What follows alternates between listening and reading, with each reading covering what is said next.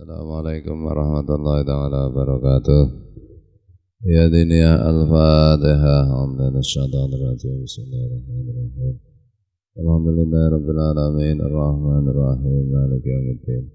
Iyyaka na'budu wa iyyaka nasta'in ihdinas siratal mustaqim. Siratal ladzina an'amta 'alaihim ghairil maghdubi 'alaihim waladdallin. A'udzu billahi minasyaitonir rajim. Bismillahirrahmanirrahim. Alhamdulillahi rabbil alamin. Allahumma shalli wa sallim wa barik ala sayyidina Muhammad wa ala alihi wa sahbihi wa ikhwanihi minal anbiya'i wal mursalin. Salawatullahi wa salamu alaihim ajma'in fi kulli waqtin wa hin. Amma ba'du, subhanaka la ilma lana illa ma 'allamtana innaka antal alimul hakim. Wala hawla wala quwwata illa billahil aliyyil azim al-azizil hakim. Bismillahirrahmanirrahim. Allahumma aftah alaina futuhal arifina bihikmatika wanshur alaina rahmataka wa zakkirna ma nasina ya dzal jalali wal ikram. Baik.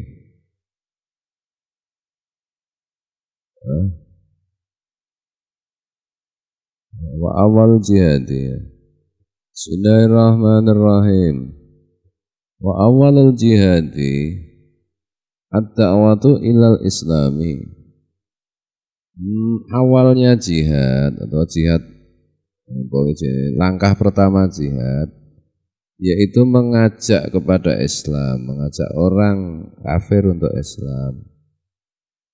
Sumal kita lalu kemudian kalau perlu berperang, bisayfi dengan pedang. Jadi jihad itu kan artinya bersungguh-sungguh, ya. Kemudian setelah Rasulullah SAW wafat pada masa Khulafaur Rasyidin itu kan Islam kuat, imannya bagus, ya. Kemudian pada waktu itu perang itu adalah salah satu cara yang jenenge untuk memperjuangkan kebenaran. Dan pada masa-masa berikutnya dari hubungan antar negara itu dulu salah satu bahasanya itu adalah bahasa perang itu. Nah tentu kalau sekarang ya berbeda lagi. Sekarang itu kan perangnya kan perang informasi. Ya, perang fisik itu benar-benar jarang itu. Perang ilmu, ya, perang kualitas.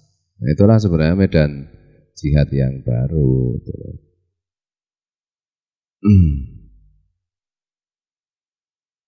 Kemudian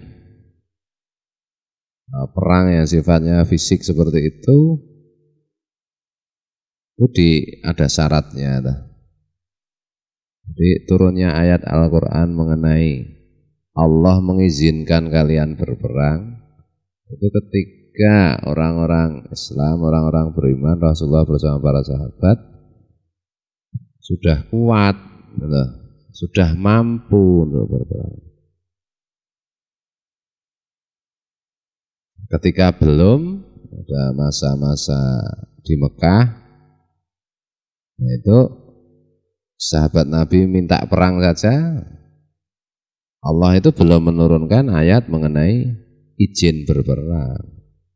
Padahal pada waktu itu Islam ya ditindas, jajah dan seterusnya. Tapi Allah menurunkan ayat-ayat mengenai kesabaran.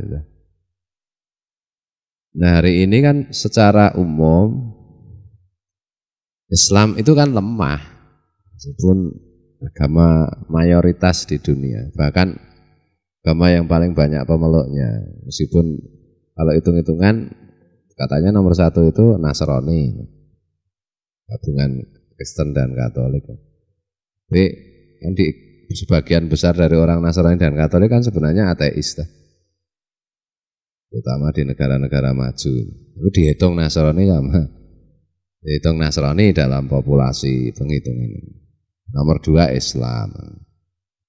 Tapi Islam yang jumlahnya besar itu kan sebenarnya dalam posisi sangat lemah. Maka provokasi atau pancingan untuk berperang secara fisik itu sebenarnya kalau orang Islam itu sadar itu merugikan Islam. Kayak terorisme, perang di Timur Tengah itu semua merugikan Islam. Harusnya Islam itu menempuh jalan selain perang fisik. Nah, perang kalau secara fisik mesti kalah, pasti kalah. Nah, itu sunatullah. Untuk saat ini enggak mungkin menang. Nah, banyak orang Islam tidak satu dengan yang lain, tidak bersatu. Kemudian apa yang disebut Islam itu misalnya sekarang gaya hidup saja kan sudah jauh dari gaya hidup yang seharusnya. Jadi mungkin fisiknya itu Islam, tapi mindsetnya dan lain-lain kan patut dipertanyakan. Kalau dipertanyakan bukan berarti kita suudzon, bukan. Dalam kerangka konsolidasi, persoalannya perang atau tidak perang, itu Islam itu sangat lemah. Maka harusnya yang dikembangkan itu jihad sabar, bukan jihad kekerasan. Bukan. Dan kekerasan sendiri itu kan memang dilarang dalam Islam. Berperang fisik itu kan jalan terakhir yang bisa ditempuh, yang boleh ditempuh tapi jalan terakhir dengan catatan yang macam-macam rumit kriterianya.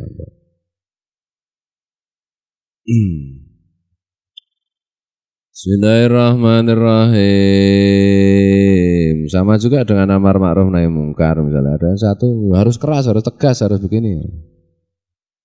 Yang penting itu kan dihitung dampaknya, manfaat dan mudaratnya. Sementara yang satu nggak boleh begitu, lunak gini. Misalnya mewakili apa yang mewakili Gus Dur, misalnya Gus Dur itu kan cara pendekatannya seperti itu. Sementara yang satu kekerasan. Nah, yang kekerasan itu sebenarnya yang menghancurkan Islam. Kenapa? Ya Islam lemah kok. Kenapa misalnya dulu mayoritas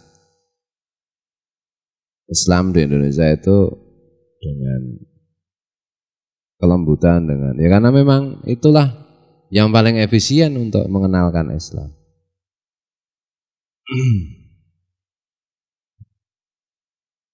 Bismillahirrahmanirrahim. Nah, kadang-kadang kan kitab itu ditulis, misalnya kitab ini, kitab Ihya, kitab yang lain, kitab-kitab kuning itu kan ditulis beberapa abad yang lalu. Kondisi umat Islamnya berbeda dengan hari ini. Nah, oleh karena itu kalau kita membicarakan jihad misalnya, esensi jihad itu kan bersungguh-sungguh dalam mengupayakan kebaikan. Dan yang pertama-tama sasarannya adalah, yang pertama dan yang terbesar adalah diri sendiri kan itu. Maka setelah perang Badar, para sahabat berkomentar, wah kita baru saja perang besar-besaran. Rasulullah bersabda, kita baru saja pulang dari perang kecil kembali ke perang besar. Maksudnya ya perang melawan hawa nafsu diri sendiri itu. Ya. Karena kalau walladzina jahadu fina lanahdiyannahum subula.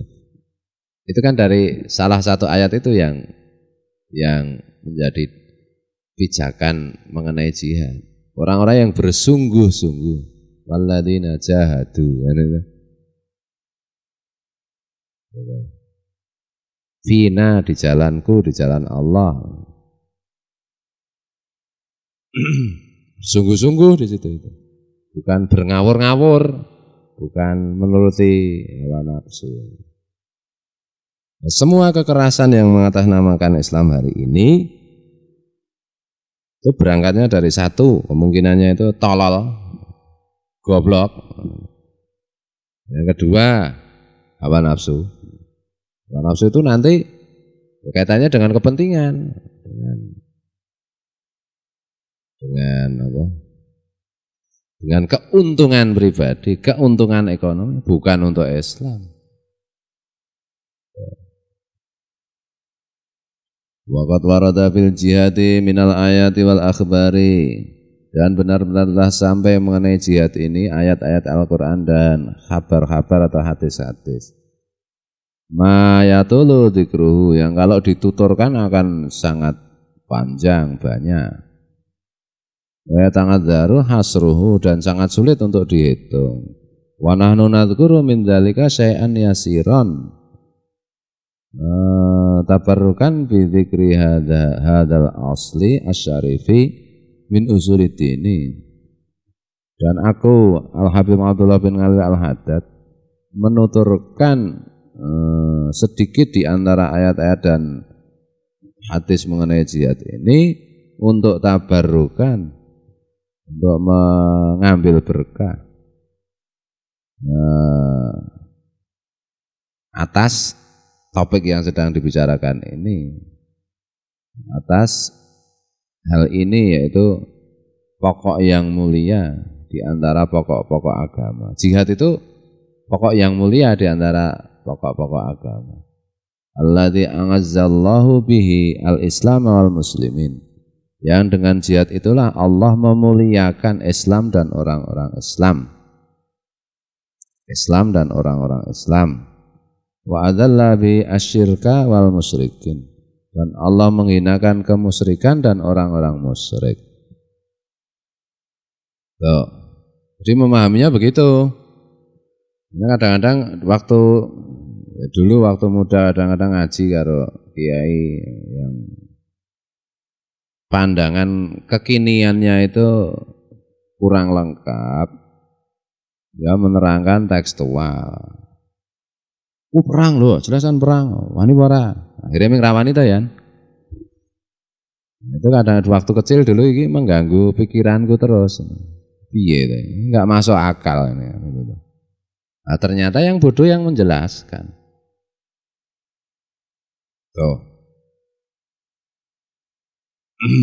Nah, yang melakukan kekerasan itu nanti juga ada dalil-dalil yang sahih mengenai tindakan mereka. Dalilnya benar, cara memahaminya yang tolol kan.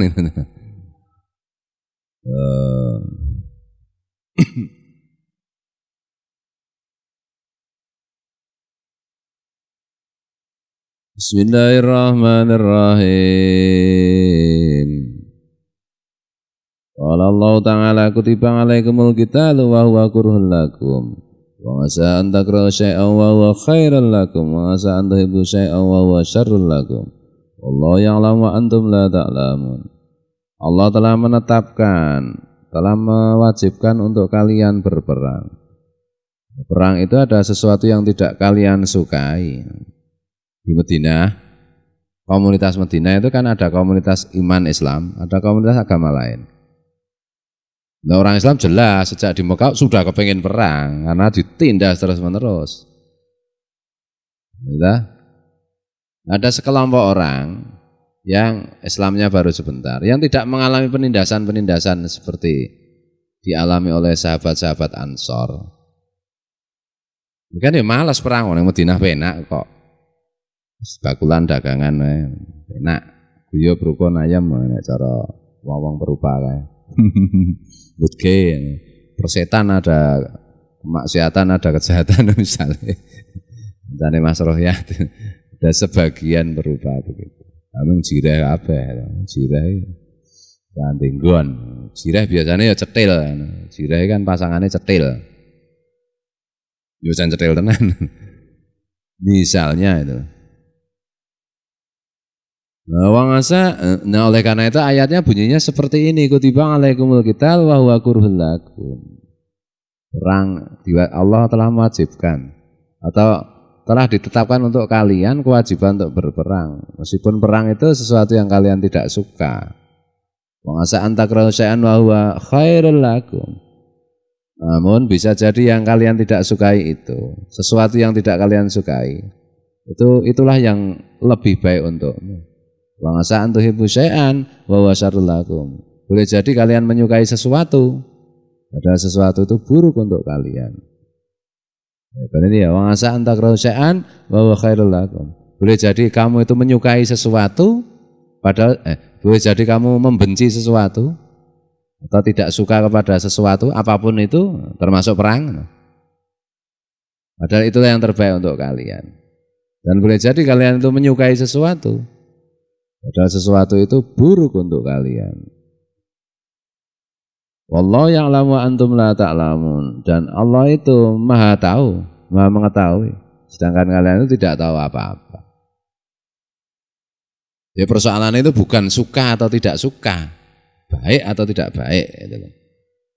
Meskipun tidak suka ya lakukan, itu baik. Meskipun suka jangan dilakukan kalau itu tidak baik. Nah baik tidaknya sesuatu itu yang tahu kan Allah. Nah makanya baik tidaknya sesuatu itu ya kita nurut sama Allah saja, nurut sama Rasulullah, nurut sama guru-guru kita. Nah, itu.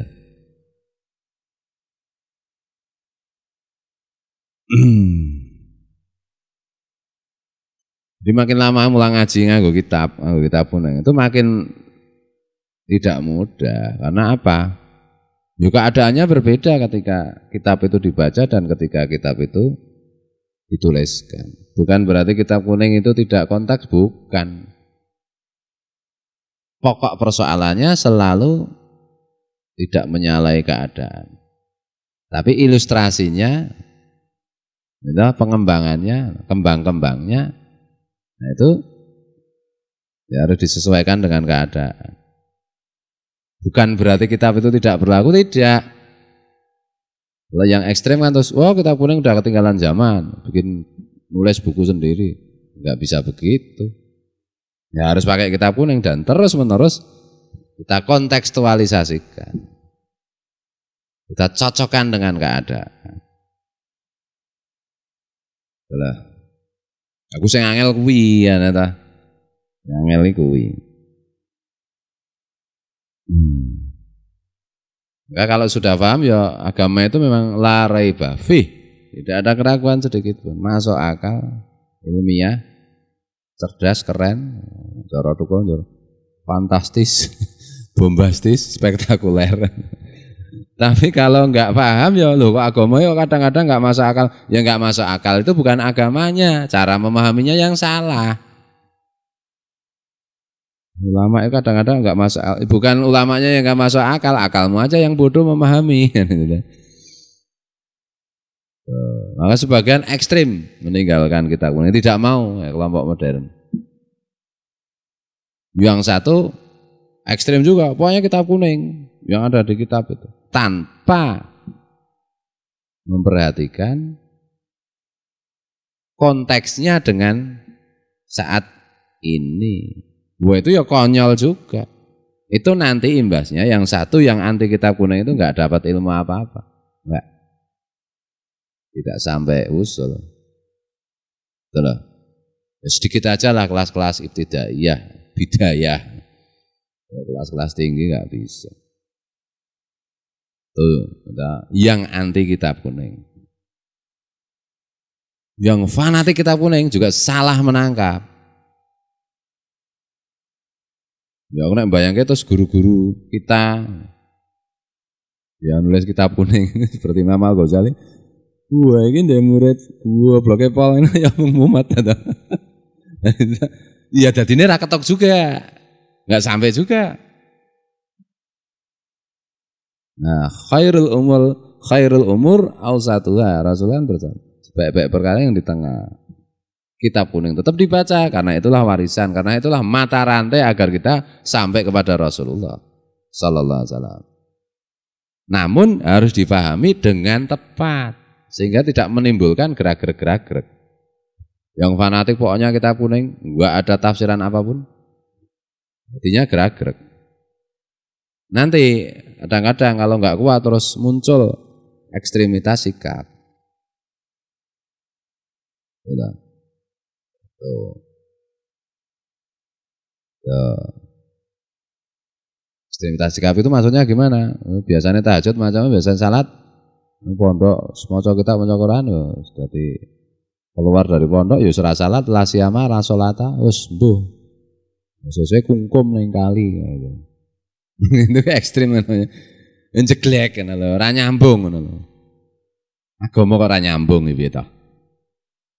Nah, tugas seorang guru itu menjelaskan. Apa meneh sekarang itu kan perkembangannya makin cepat. Tahun 70-80 tidak secepat sekarang. Apalagi tahun sebelum abad 20, abad 19, 18, tidak secepat sekarang. Satu abad tuh kayaknya nggak ada perubahan yang berarti yang signifikan. Sekarang cepat banget perubahan.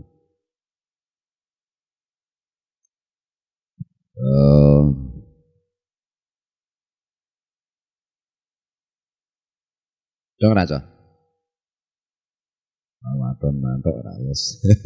Upama rong dong mantuk ya dadi donga terus dadi dong. Anu to? Dong ra. Mone rada dong ngene-ngene kan dadi donga ya ora dong tenan. Dong ra insyaallah. Wis mantap. Ora dong saiki kan saya ya dong. Maca kitab iki kan gampang apa meneh ana terjemahane. Ora ana terjemahane ya. Bisa buka kamus. Entah. Susah itu menjelaskan. Bismillahirrahmanirrahim. Ya tidak ada perubahan, agama itu enggak ada perubahan. Tetap sejak dulu sejak Rasulullah sampai kiamat tidak boleh diubah sedikit pun. Yang saya maksud tadi melihat situasi kondisi itu adalah tekanan-tekanannya, adalah bunga-bunganya, adalah rumbai-rumbainya, gitu. Itu pokoknya bukan pokoknya agama, bukan. Agama nggak boleh diubah sedikit pun. Yang haram tetap haram, yang halal tetap halal. Udah.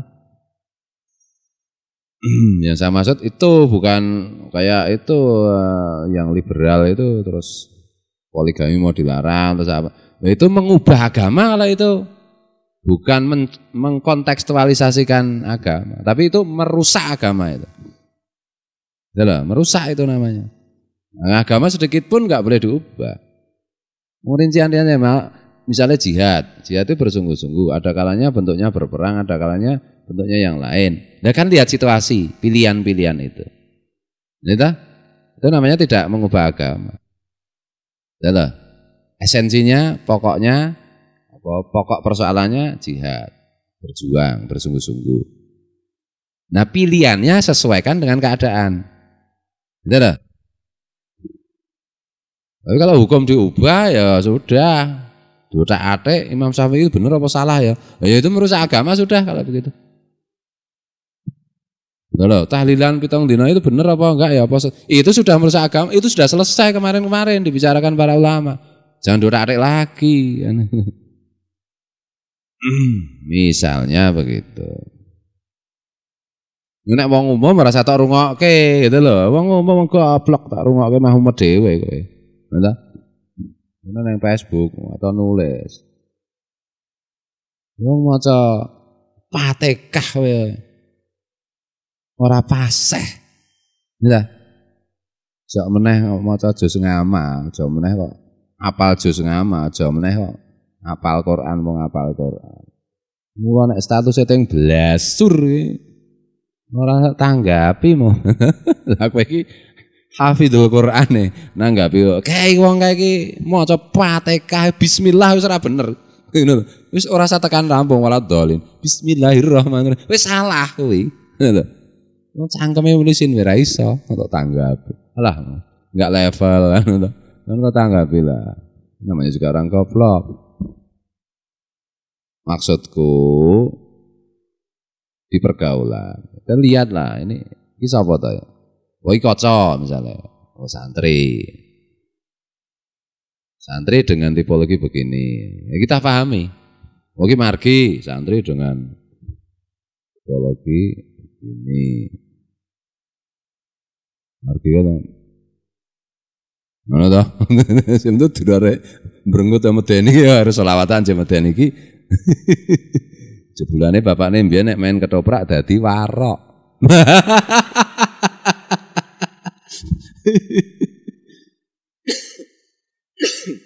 Dalah, kowe iki kiai pinter, kowe iki bodho misalnya.